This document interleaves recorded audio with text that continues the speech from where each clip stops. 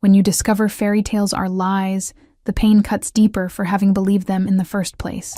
Serenia Silverclaw had long stopped believing in happy endings. Her womb, declared barren by the village healer, had become her identity, her curse, her cage. Each full moon that passed without the promise of cubs only cemented what everyone whispered. She was broken, defective, a bloodline's dead end. In a world where a woman's worth was measured by the strength of her future litter, Serenia's emptiness marked her as less than worthless.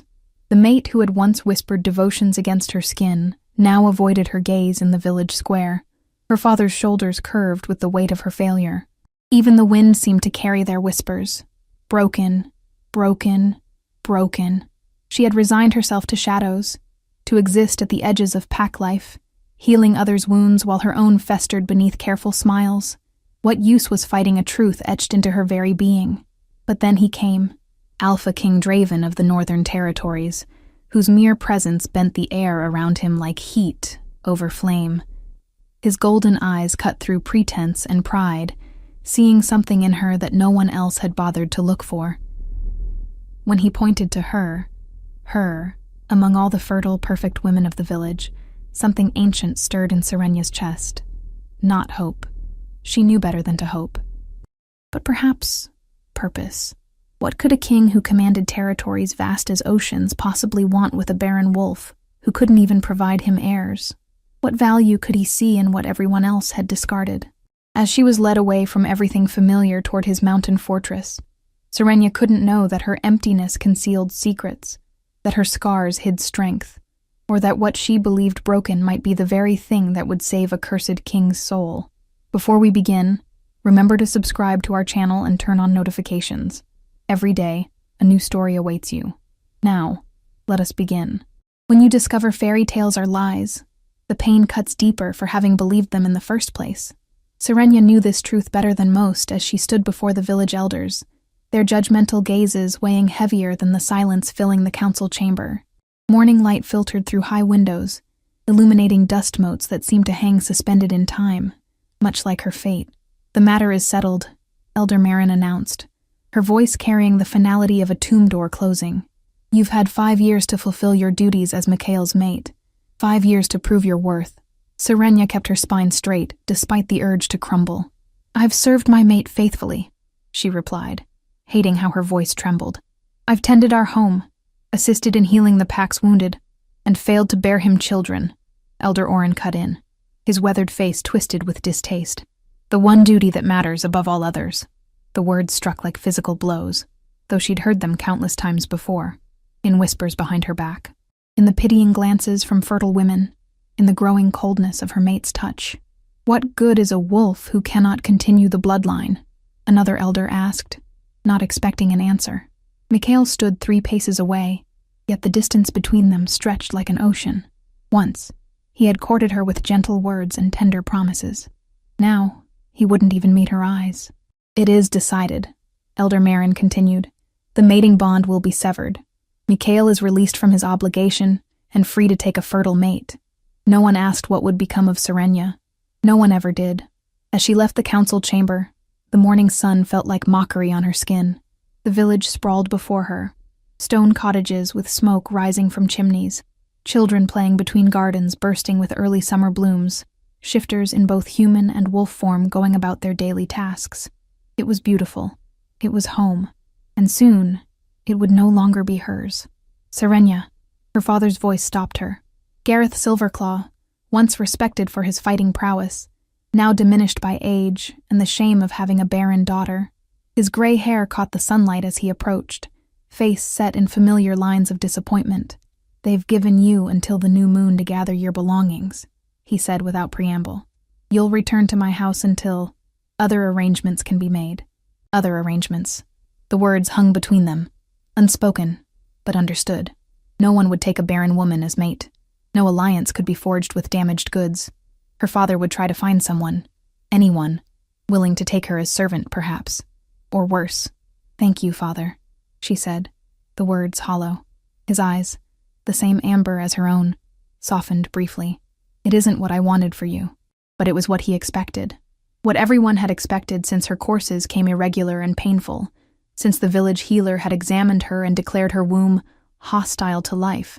Back in the cottage she'd shared with Mikhail, Serenia moved like a ghost, touching the items they'd collected over 5 years of marriage, the quilt they'd slept under, the herbs hanging from the rafters, the wooden spoons she'd carved during long winter evenings.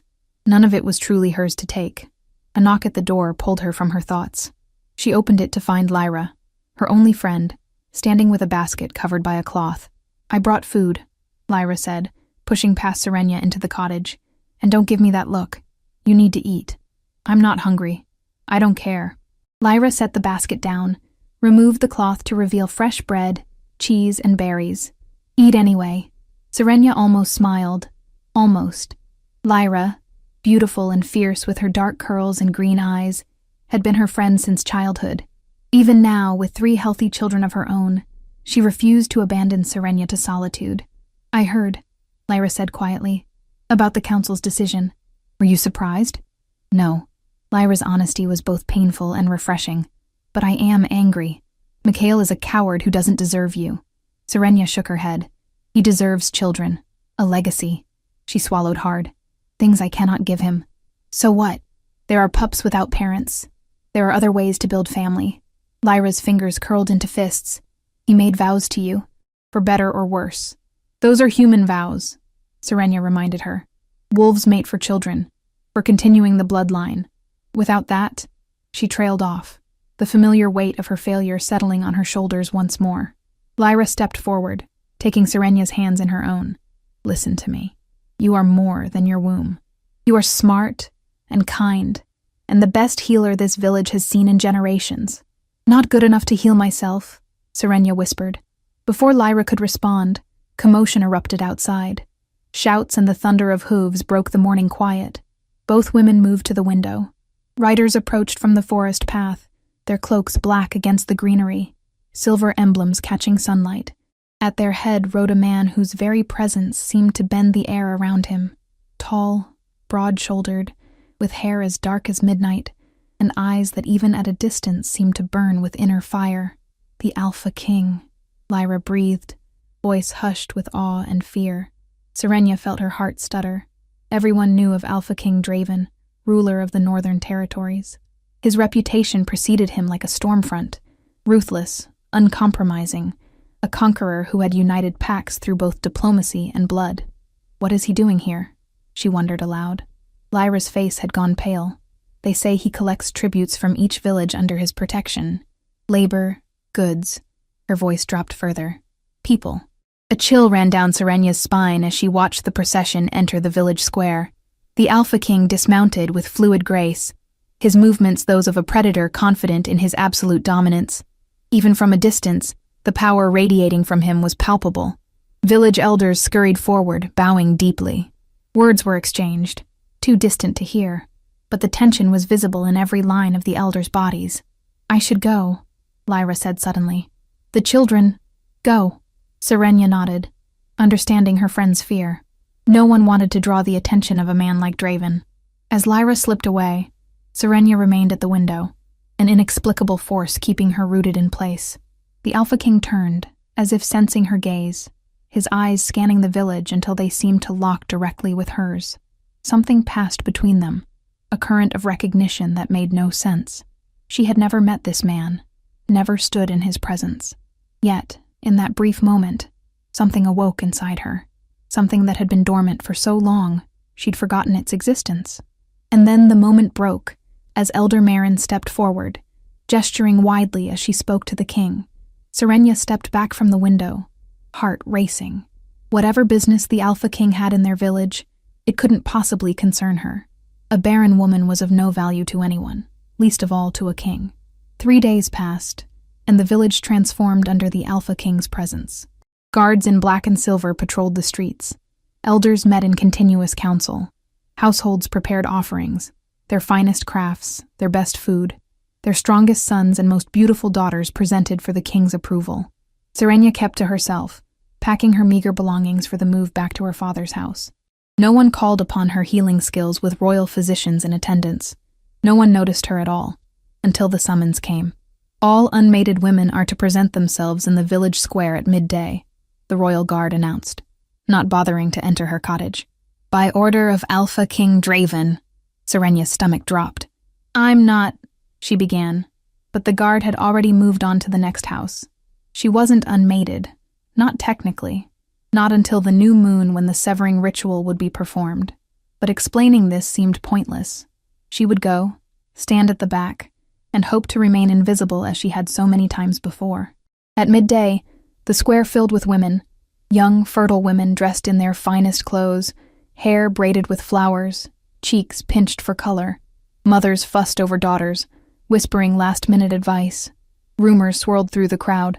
He's selecting servants for his castle. No, he's choosing a mate. Don't be absurd. A king doesn't choose from common stock. Serenya stood apart from the others, wearing her plainest dress, her honey-brown hair pulled back in a simple knot. She made no effort to enhance her appearance. What would be the point? The Alpha King arrived with his entourage of guards and advisors. Up close, he was even more imposing than he had appeared from a distance. His features were sharply carved, all hard angles and uncompromising lines. His eyes, a gold so intense they seemed to glow from within, surveyed the assembled women with cool detachment.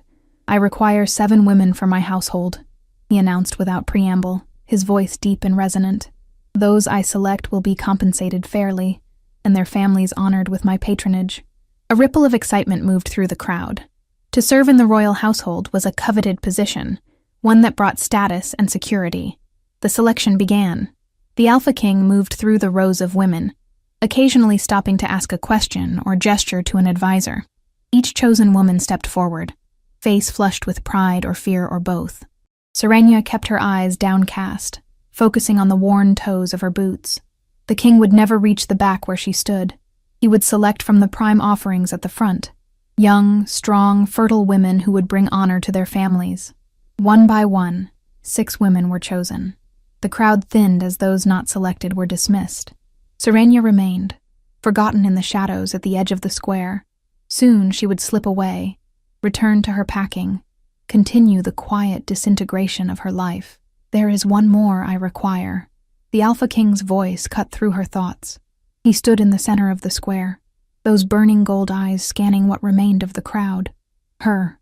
A hush fell over the square. Serenya, still lost in thought, didn't immediately realize what was happening. Then she felt it, the weight of every gaze in the village turning toward her.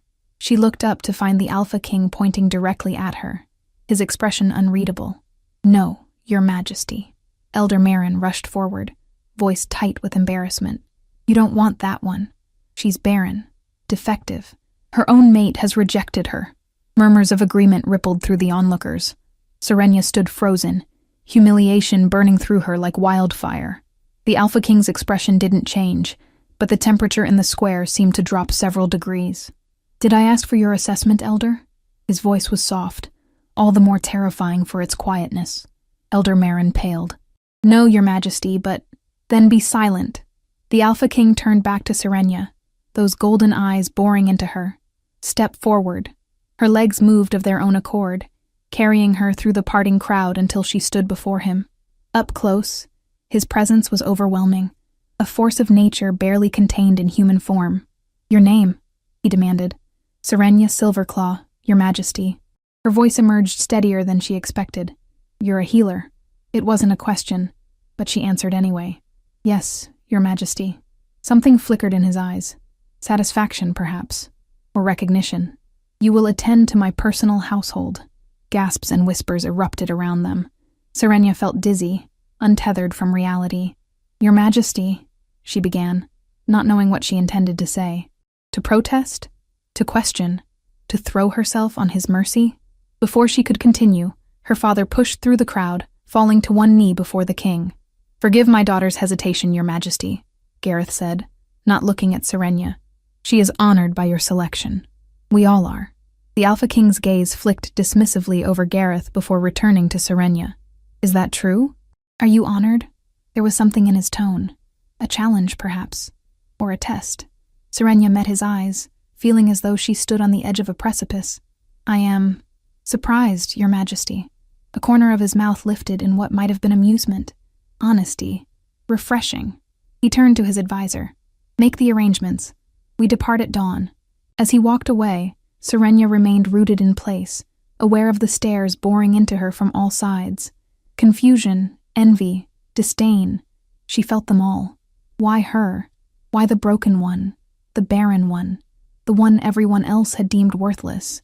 She didn't realize she'd spoken aloud until Mikhail appeared at her side, his face a mask of conflicted emotions. It seems you found a place after all, he said, his voice carrying an edge she'd never heard before. Not by choice, she replied. His eyes narrowed. Few of us get to choose our fate, Serenia, but it seems yours has taken an unexpected turn. He hesitated, then added, the king is not known for his mercy, or his patience. Was it a warning, or simply one last twist of the knife? Before she could respond, royal guards approached to escort her home, where she would pack not for her father's house, but for a journey into the unknown, into the heart of the Alpha King's domain, where a barren woman somehow held value to the most powerful man in the northern territories. As she walked away, she felt the weight of her village's stares, some pitying, some envious, all confused. None as confused as Serenia herself. What could an Alpha King possibly want with a woman who couldn't give him the one thing every Alpha needed most? Heirs. The journey to the Alpha King's territory stretched 3 days. Serenia riding in a covered wagon with 6 other selected women who kept their distance as if barrenness might be contagious. No one spoke much until the evening of the 3rd day, when Elise, barely 18, broke the silence. Do you think he'll make one of us his mate? She asked, voice low but hopeful. Don't be ridiculous, replied Thea. Kings don't mate with servants. But why else would he choose us personally? 7 women, all unmated? Not all of us are unmated, Thea said, glancing pointedly at Serenia. And not all of us are whole. My mating bond is being severed, Serenia said quietly. I am as unmated as any of you. But still barren, Thea replied cruelly. The king must have some other purpose for you, as he must for you, with your vinegar tongue and sour disposition. Before Thea could respond, the wagon halted. The covering pulled back, revealing the stern face of the royal guard captain. We've arrived. Serenia stepped out, legs stiff, and gasped. Before them rose a castle carved directly into a mountain, stretching impossibly high. Black stone gleamed in the fading daylight, windows glowing amber from within. It looked more fortress than home. Inside, servants hurried about, guards patrolled in formation, and young shifters trained with wooden swords. Not a single person smiled, only efficient execution of duties. This was the most joyless place Serenia had ever seen. Matron Helene, stern-faced and rigid, led them to their quarters.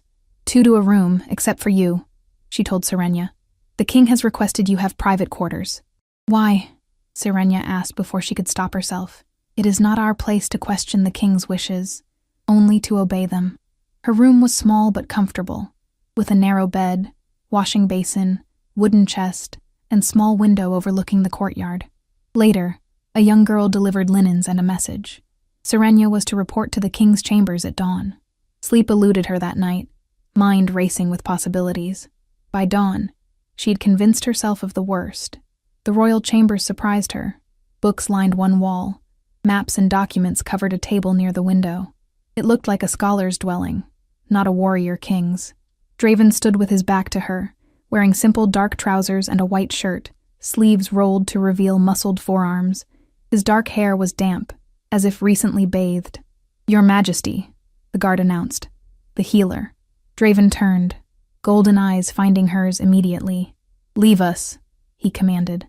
Alone with the king, Serenia forced herself to maintain eye contact. Serenia Silverclaw, he said, her name sounding different in his mouth. You're wondering why I've summoned you. She nodded. You're a healer. Trained by whom? My grandmother, Your Majesty, and then the village healer after her passing. Your specialties? Herbs and poultices? Bone setting? Midwifery? Her voice caught on the last word. And your success rate? I've lost only 3 patients in 7 years of practice, Your Majesty. His eyebrows lifted slightly. Impressive. They were simpler cases, she added quickly. Nothing requiring extraordinary skill.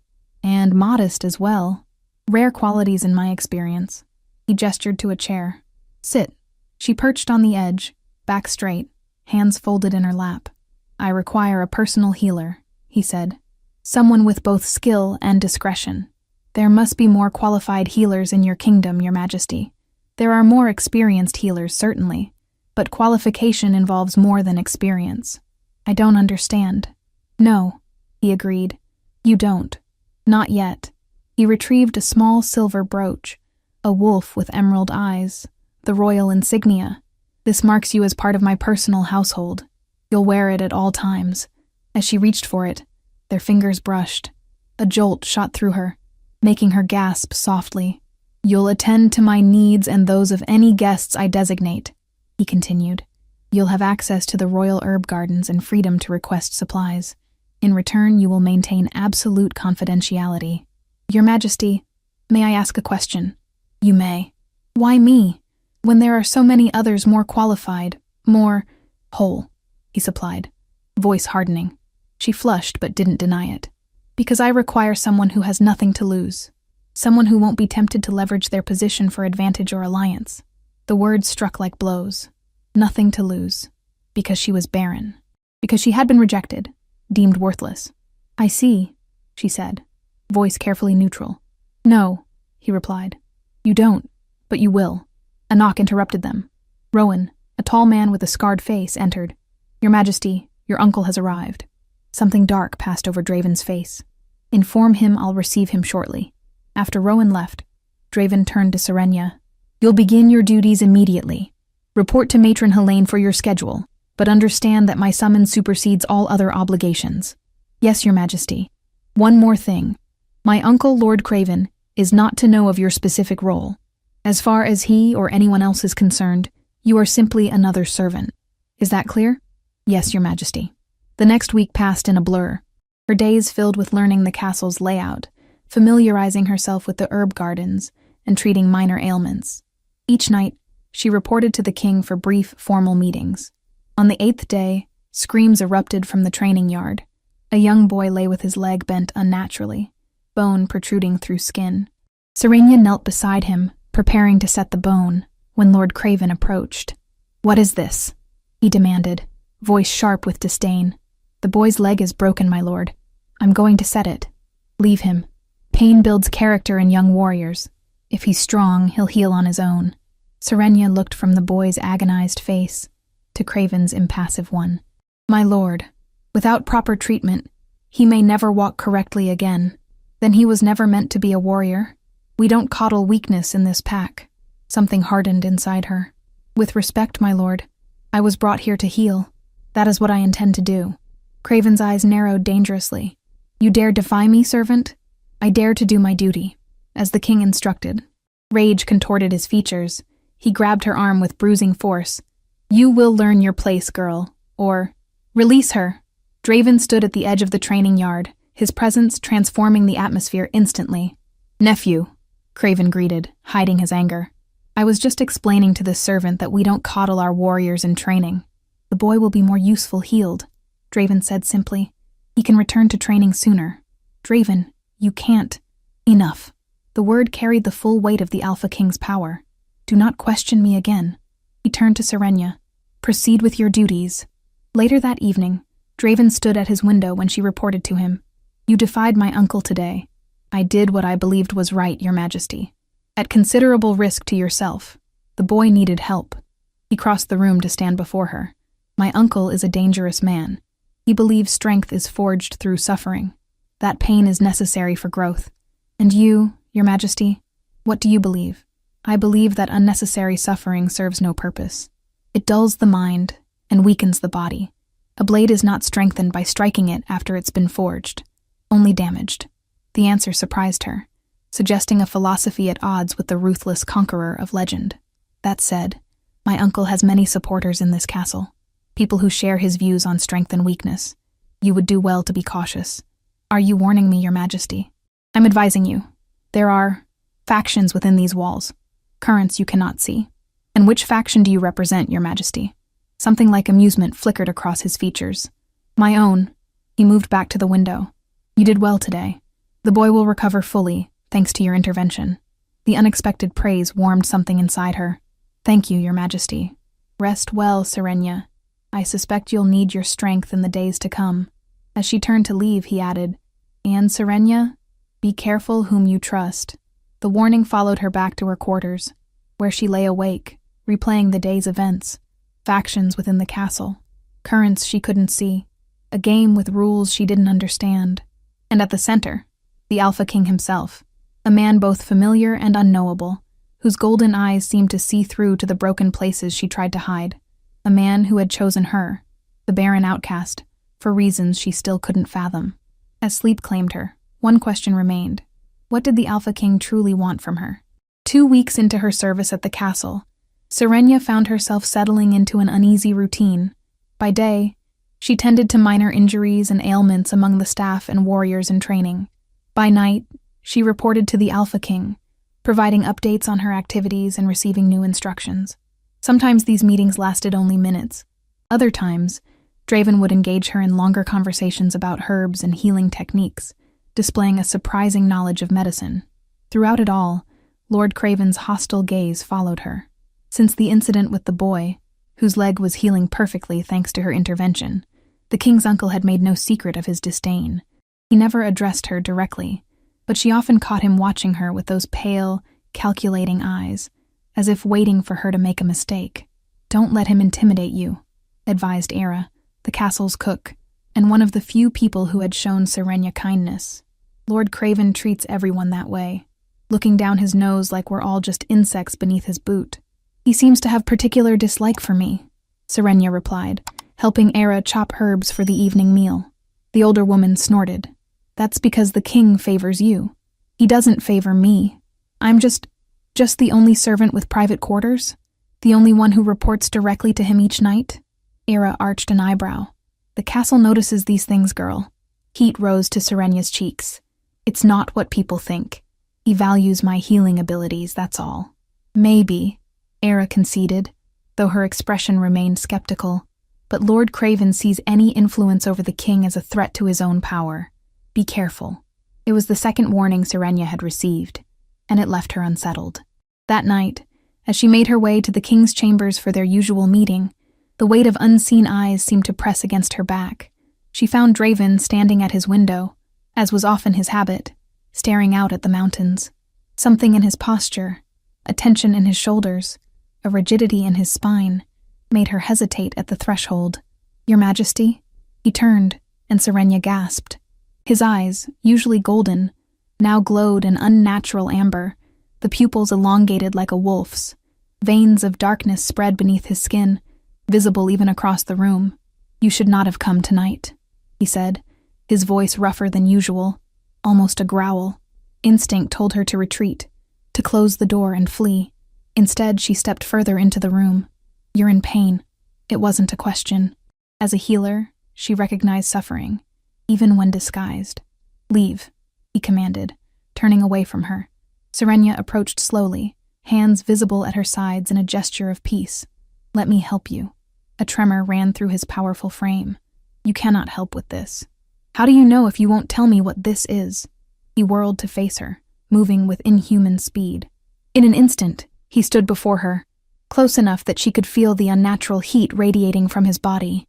"Because this is beyond your skill to heal," he snarled, and for a moment, his features seemed to shift, becoming more beast than man. Fear surged through her, but she held her ground. "I cannot help if I don't understand what afflicts you." For a long moment he stared at her, those glowing eyes searching her face as if looking for something vital. Then, with visible effort, he stepped back. "It's the moon," he said finally. 3 nights from now, it will be full." Understanding dawned.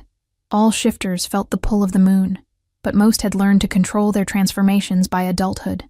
Only the very young or the very old struggled with the compulsion to shift during the full moon. "You can't control your shift?" His laugh was bitter. "Oh, I can control it, but at a cost." He moved to a cabinet near his bed, retrieved a vial of dark liquid, and drank it in one swallow, grimacing at the taste. "What was that?" she asked. "Wolfsbane, mixed with other herbs to make it less lethal." Serenia's blood ran cold. Wolfsbane was poisonous to shifters, capable of causing excruciating pain or death if consumed in sufficient quantities. It was sometimes used in minute doses to suppress the shift in extreme cases, but the side effects were severe. "That's dangerous," she said, unable to keep the concern from her voice. "Long-term use can damage your heart, your lungs. I am aware of the risks." His tone was clipped, final. "There must be other ways to manage." "There are none." The words fell like stones between them.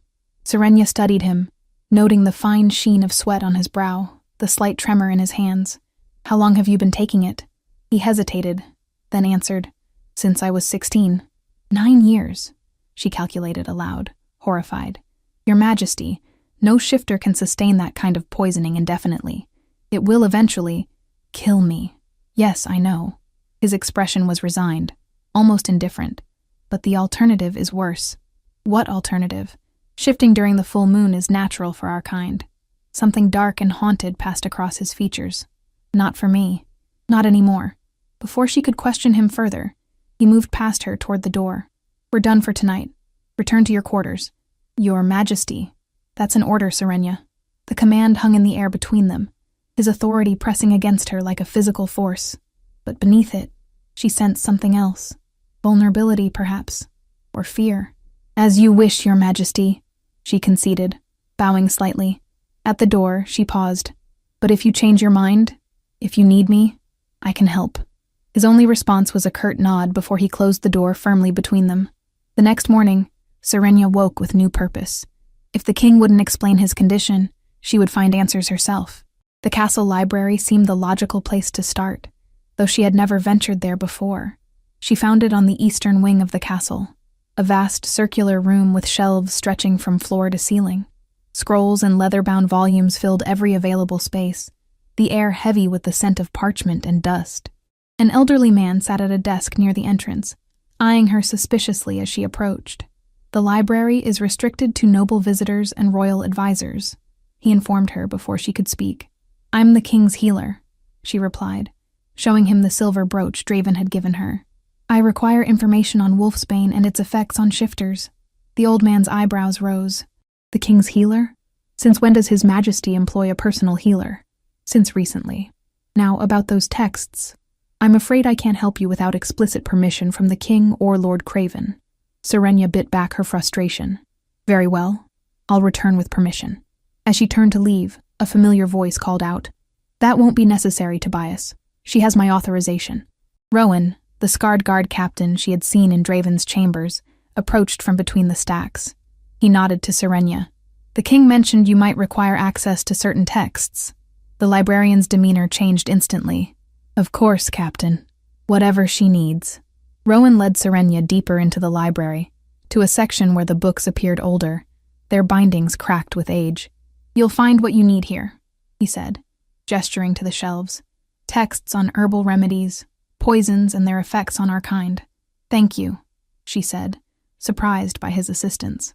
Rowan studied her for a moment, his expression unreadable.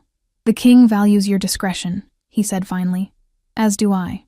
She understood the implicit warning. "I seek only to serve His Majesty." "Good." He turned to leave, then paused. "One more thing. Stay away from the northern tower during the full moon, for your own safety." Before she could question him, he was gone, leaving her alone among the ancient texts. For hours, Serenia pored over volumes on wolfsbane and other herbs known to affect shifters. What she discovered only deepened her concern. Long-term use of wolfsbane, even in controlled doses, led to organ failure, weakened bones, and eventually, death. No shifter had been documented surviving more than 12 years of regular consumption. Draven had been taking it for 9. She found nothing explaining why he would need such extreme measures to control his shift. Most alphas had better control than ordinary shifters, not worse. Something wasn't adding up. As she was about to give up for the day, a slim volume caught her eye. Unlike the others, it was bound in black leather with no title on the spine. When she opened it, the pages were filled with cramped handwriting in a language she didn't recognize, except for one word that appeared repeatedly: cursed. Her fingers traced the strange symbols, a sense of unease growing within her. This was important somehow. She was certain of it. "Find what you were looking for?" Serenia jumped, nearly dropping the book. Lord Craven stood in the shadows between the stacks, watching her with those pale, unsettling eyes. "My lord," she said, quickly closing the volume and placing it back on the shelf. "I was researching healing herbs." In the restricted section, his tone was skeptical, bordering on accusatory. Curious choice for a village healer. She met his gaze steadily, refusing to be intimidated. "I go where my duties require." "And what duties might those be exactly?" He moved closer, his tall frame looming over her. "You spend an unusual amount of time with my nephew for a mere servant." "I serve at the king's pleasure, my lord. As do we all." Craven's lip curled in a humorless smile. "Indeed, but I wonder what pleasure he finds in your company." "Barren one." The slur was deliberate, designed to wound. Serenia felt it like a blade between her ribs, but kept her expression neutral. "If you have concerns about my service, perhaps you should address them to His Majesty." "Oh, I intend to." His gaze flicked to the shelf where she had replaced the black book. "I'm very interested in what my nephew is planning with his collection of broken things." Before she could respond, he turned and walked away, his footsteps echoing in the quiet library. That night, Serenia found herself pacing her small room, unable to sleep. Craven's words had unsettled her more than she cared to admit. What had he meant by collection of broken things? Was that how Draven saw her? As another damaged curiosity to be acquired and studied? The thought stung, especially after she had begun to believe there might be more to his interest in her, that perhaps he valued her skills, her knowledge, her. A soft knock at her door interrupted her thoughts. She opened it to find a young servant boy, his expression urgent. "The king requires your presence," he whispered. Immediately. Heart racing, Serenia followed the boy through dark corridors and up winding staircases she had never traversed before. They climbed higher and higher, until she realized with growing apprehension where they were headed, the northern tower, the very place Rowan had warned her to avoid during the full moon. The boy stopped before a heavy iron door at the top of the tower. "He's inside," he said, then turned and fled back down the stairs without another word. Serenia stood frozen, remembering Rowan's warning. The moon wasn't full yet. That was still 2 nights away, but it was waxing gibbous, its pull already strong. She raised her hand to knock, then hesitated. Something felt wrong. Draven hadn't summoned her this late before, and never to this isolated tower.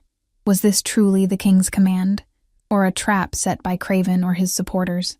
Before she could decide, the door swung open of its own accord, revealing a spacious circular chamber. Moonlight streamed through high windows, illuminating stone walls lined with chains and restraints. In the center of the room stood Draven, his back to her, his silhouette outlined in silver. "Your Majesty," she called softly, stepping cautiously into the room. He turned, and Serenia gasped. The transformation had progressed further since she'd last seen him. His eyes now glowed a vivid amber, his features elongated, caught halfway between human and wolf. Veins of darkness pulsed beneath his skin, spreading like roots across his face and down his neck, disappearing beneath his shirt. "You shouldn't have come," he growled, the words barely intelligible through partially transformed vocal cords. "You summoned me," she replied, confusion mingling with growing fear. "No." He shook his head, wincing as if the movement caused pain. "I would never." He broke off, realization dawning in those inhuman eyes. "Craven." The name was a curse, spat from lips that were reshaping themselves before her eyes. "You need to leave," Draven urged, his voice rough with effort. "Now, before." A spasm racked his body, driving him to his knees. He clutched at his chest, a sound of pure agony tearing from his throat. Instinct overrode fear. Serenia rushed to his side, her healer's hands automatically reaching to assess, to comfort. "Tell me what's happening. Let me help you." "You can't," he gasped, trying to push her away. "No one can. The curse." "What curse?" she pressed, holding onto his arm despite his attempt to dislodge her. Another spasm hit him, stronger than the first. His back arched unnaturally, bones cracking as they began to reshape themselves. When he looked at her again, there was desperation in his eyes. "The chains," he managed to say, gesturing to the restraints along the wall. Quickly, understanding struck her like a physical blow. The tower, the restraints. This was where he came during the full moon, not to control his shift, but to contain what he became afterward. "Please," he begged, and the raw vulnerability in that single word broke something inside her. With trembling hands, she helped him to the wall, securing the heavy iron manacles around his wrists and ankles. Each clink of metal closing was a death knell, marking the end of whatever illusions she had harbored about this man and his secrets. "Now go," he commanded, his voice already more beast than human. "Lock the door behind you. Don't return until dawn." "I won't leave you like this," she insisted, though every instinct screamed at her to flee. His transformed face contorted with something like tenderness. "Stubborn woman," he murmured. Then more urgently, "Listen carefully. What you're about to see, what I become, it isn't natural. It isn't me. Remember that." Before she could respond, his body convulsed violently, a roar of pain tearing from his throat. Bones cracked and reshaped, muscle tore and reformed, skin stretched and darkened. Serenia backed away, watching in horror as the Alpha King transformed not into a wolf, as was natural for their kind, but into something else entirely, something monstrous. Where there should have been the sleek form of a wolf, there now crouched a beast of nightmare, massive, misshapen, with 2 long limbs and a twisted spine. Its fur was patchy, revealing scales beneath in places. Its muzzle was elongated, filled with jagged teeth that no natural wolf would possess, and its eyes, they remained Draven's, golden and aware, filled with a pain that was all too human. The beast that had been Draven pulled against its chains, testing their strength. They held, but the creature's power was evident in the way the metal links strained against stone anchors. "Draven?" Serenia whispered, taking a cautious step forward. "Can you hear me?" The beast's head snapped toward her, nostrils flaring as it caught her scent. For a moment, recognition flickered in those golden eyes, and then it was gone, replaced by a feral hunger that made her blood run cold. With a roar that shook dust from the rafters, the beast lunged at her, stopped only by the chains that bit into its misshapen limbs. Saliva dripped from jagged teeth as it snarled and snapped. All humanity vanished from its gaze. Serenia stumbled backward, her back hitting the door. This was why Draven took Wolfsbane, why he locked himself away during the full moon. Not because he couldn't control his shift, but because what he became was a danger to everyone around him. He was cursed. The realization struck her with the force of revelation. The black book in the library, the whispered rumors of the Alpha King's ruthlessness, his isolation from his own people. It all made sense now. As she slipped through the door, locking it firmly behind her, Serenia's mind raced with questions. Who had cursed him? Why? And was there any way to break it? One thing was certain. Lord Craven had sent her here tonight hoping the beast would kill her. He wanted her gone, and was willing to sacrifice her to his nephew's cursed form to achieve it. But why?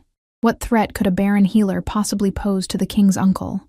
Unless, the thought formed slowly, like ice crystals spreading across glass. Unless there was more to her role here than Draven had revealed.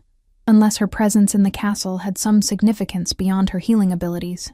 Significance that Craven had recognized even when she had not. As the beast's howls echoed through the tower, Serenia made her decision. She wouldn't flee. She wouldn't abandon Draven to face his curse alone. Instead, she would find answers. And perhaps, if the fates were kind, a cure. Dawn painted the castle walls with pale gold when Serenia returned to the northern tower. The beast's howls had ceased hours ago, but she had waited as instructed, giving Draven time to shift back to human form. Her night had been sleepless, filled with research and planning. The heavy iron door creaked as she pushed it open. Inside, the chamber lay in disarray. Claw marks scored the walls, chains hung broken from their anchors, and in the center of it all knelt Draven, naked and shivering, his skin marked with self-inflicted wounds that were already beginning to heal. "You came back," he said without looking up, his voice hoarse from screaming. "Did you think I wouldn't?" Serenia approached slowly, a blanket in her arms. Most would run and never return. She draped the blanket over his shoulders. "I'm not most people." His golden eyes finally met hers, haunted but clear. Human once more. "No, you're not." With gentle hands, she helped him to his feet, offering her shoulder for support. His strength was returning rapidly, a benefit of his alpha nature, but the transformation had clearly drained him. "Why did your uncle send me here?" she asked, as they descended the tower stairs. What does he gain from my death? Draven's expression darkened. He fears what you represent. And what is that exactly? They had reached his chambers. Draven moved to the washing basin, splashing cold water on his face before turning to face her. Hope. The word hung between them, laden with meaning she didn't fully comprehend. Before she could press further, a knock interrupted them. Draven gestured for Serenia to open the door. Rowan stood outside, his scarred face tight with concern. Your Majesty, Lord Craven demands an audience. He claims it's urgent. Of course he does, Draven muttered. Tell him I'll receive him in 1 hour. After Rowan departed, Draven turned to Serenia. You should go. It's not safe for you to be seen here now. I'm not leaving until you explain, she insisted. The curse, your uncle's actions, all of it. For a moment she thought he might refuse. Then, with a resigned sigh, he gestured to a chair. Sit. This isn't a short tale.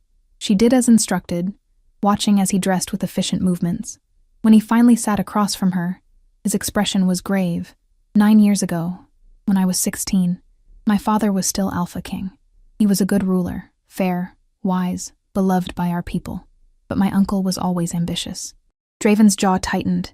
Craven convinced a neighboring pack that my father was planning to attack them.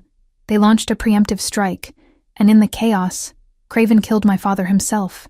A betrayal disguised as an enemy attack. That's terrible, Serenia murmured, horrified. I discovered the truth when I overheard Craven speaking with his conspirators. When I confronted him, he denied everything, claiming I was crazed with grief. Draven's eyes darkened at the memory. No one believed me. A 16-year-old boy against the respected brother of the king. What did you do? The only thing I could. I sought power to expose him and claim justice for my father. Draven's voice lowered. There are stories of a witch in the northern mountains who grants wishes. For a price. Understanding dawned. You made a deal. He nodded grimly.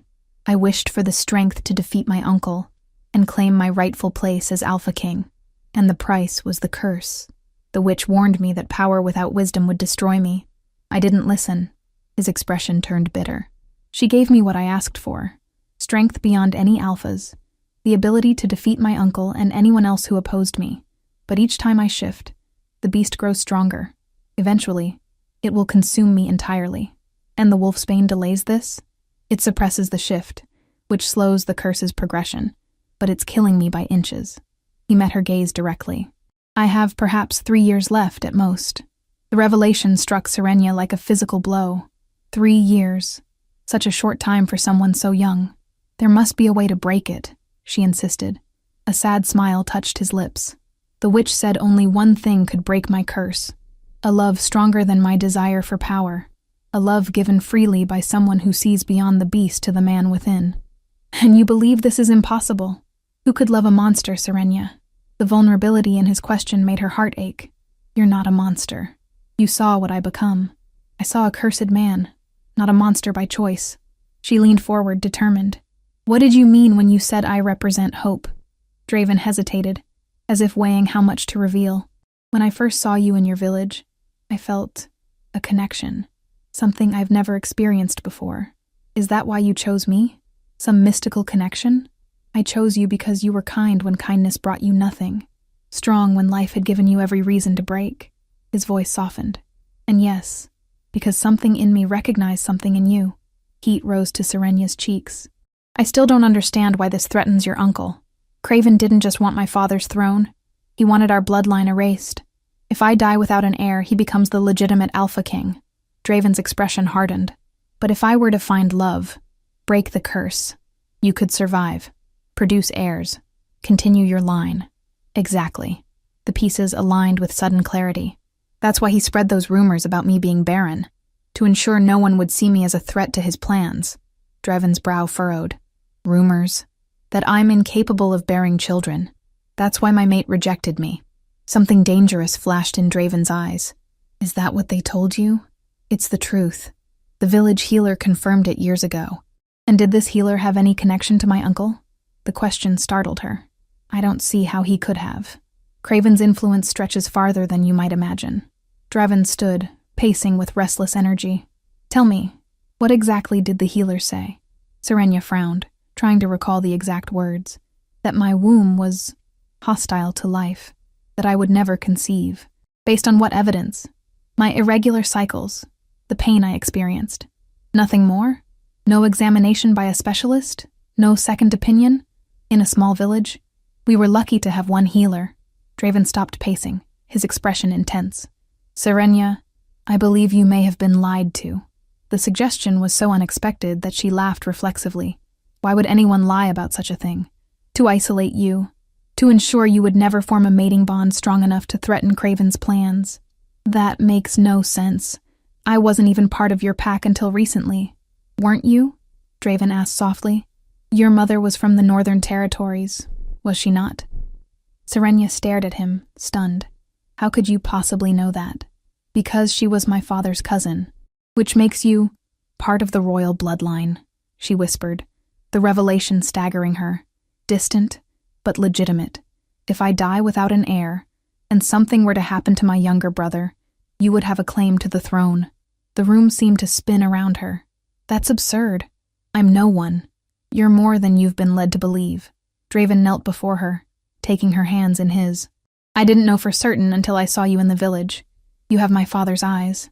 As he spoke these words, the door burst open. Lord Craven stood there, flanked by guards with weapons drawn. How touching, he sneered. The beast and the barren one. What a pitiful pair you make. Draven rose, positioning himself between Serenia and his uncle. You forget yourself, Craven. I am still your king. Not for long. Craven's pale eyes gleamed with malice. The council has agreed. Your condition makes you unfit to rule. For the safety of the pack, you are to be confined until arrangements can be made for your brother to take the throne. My brother is 15, Draven replied coldly. Too young to rule without a regent. Let me guess who you'd suggest for that position. Craven smiled thinly. I serve only the pack's interests. As you did when you murdered my father. The accusation hung in the air, heavy and damning. Craven's face twisted with rage. Lies! The ravings of a cursed mind. Not lies, came a voice from the doorway. Rowan stood there, holding a small wooden box. Truth, preserved by those loyal to the true Alpha King. He opened the box, revealing a crystal that glowed with an inner light. A memory stone, he explained, containing the last moments of King Alaric's life, witnessed by the royal guard, and preserved for justice. Craven's face drained of color. Impossible. All the stones were destroyed. Not all, Rowan said grimly. I kept one, waiting for the right moment. The crystal began to project images into the air, ghostly scenes of the former king's death, unmistakably at Craven's hand. The treachery was clear, undeniable. Craven lunged forward with a roar of fury, but Draven was faster. In one fluid motion he seized his uncle, forcing him to his knees. For the murder of King Alaric, for conspiracy against the crown, and for crimes against the pack, Draven pronounced, his voice carrying the weight of royal judgment, I sentence you to death. Wait. Serenia stepped forward, placing a hand on Draven's arm. There's something you should know first. All eyes turned to her as she approached Craven, who glared up at her with hatred. The healer in my village, she said quietly. He worked for you, didn't he? He lied about my condition on your orders. Craven's lip curled. What does it matter now? It matters because you've spent years destroying lives to protect your position. She turned to Draven. Death is too quick, too merciful for what he's done. Draven studied her face, reading the determination there. What do you suggest? Exile. Stripped of rank, of pack bonds, of everything he values. Let him live knowing he failed, that the bloodline he tried to extinguish will continue. For a moment, Draven was silent, considering. Then he nodded. So be it. Lord Craven is hereby stripped of all titles and banished from these lands forever. Any who offer him aid will share his fate. As the guards led Craven away, his pale eyes fixed on Serenia with pure hatred. This isn't over, he hissed. The curse will still claim him. You'll see. When they were alone again, Draven turned to Serenia, his expression somber. You showed mercy where I could not. Not mercy, she corrected. Justice. Death would have been an escape. This way he lives with his failure. A small smile touched Draven's lips. You would have made a formidable queen. Would have? The curse remains, he reminded her. Without love to break it, I am still doomed. Serenia moved closer, her heart pounding. What if there was already love? What if it had been growing all this time, without either of us realizing? His golden eyes widened. Serenia, I saw the beast, she said softly. I saw what the curse does to you, and I'm still here. You can't mean. I do. She reached up, touching his face gently. I love the man who defied his uncle to protect a boy with a broken leg, the king who values healing over suffering, the wounded soul who believes himself unworthy of love. Draven's expression was a mixture of wonder and fear. The curse can be broken by love, she finished for him. Not just any love. A love that sees beyond the beast to the man within. A love given freely with open eyes. And if it fails, if the curse remains, then we face it together. She held his gaze steadily. But I believe it won't fail. I believe in us. Slowly, as if afraid she might vanish, Draven leaned down, his lips meeting hers in a kiss that began tentatively, then deepened with growing certainty. As they embraced, a warmth spread through them both, a golden light that seemed to emanate from their very souls. When they finally parted, Draven gasped, staring down at his hands. The darkness that had pulsed beneath his skin for 9 years was receding, fading like shadows at dawn. It's working, Serenia whispered, watching in awe as the visible signs of the curse disappeared. I feel it, he said, wonder in his voice. The beast, it's quieting. For the first time in years, I feel whole. That night, as the full moon rose over the mountains, Draven stood in the courtyard, his hand clasped tightly in Serenia's. The entire pack had gathered to witness what many believed impossible. As moonlight washed over him, Draven's body began to change, but this time, there was no pain, no darkness. His transformation was smooth, natural, as it should have been all along. Where once a twisted monster had emerged, now stood a magnificent wolf, silver gray and powerful, with intelligent golden eyes that remained fixed on Serenia. The curse was broken. Later, as they stood on the balcony of his chambers, human once more and watching the stars, Draven turned to Serenia. There's still one question unanswered. What's that? The healer who lied about your condition.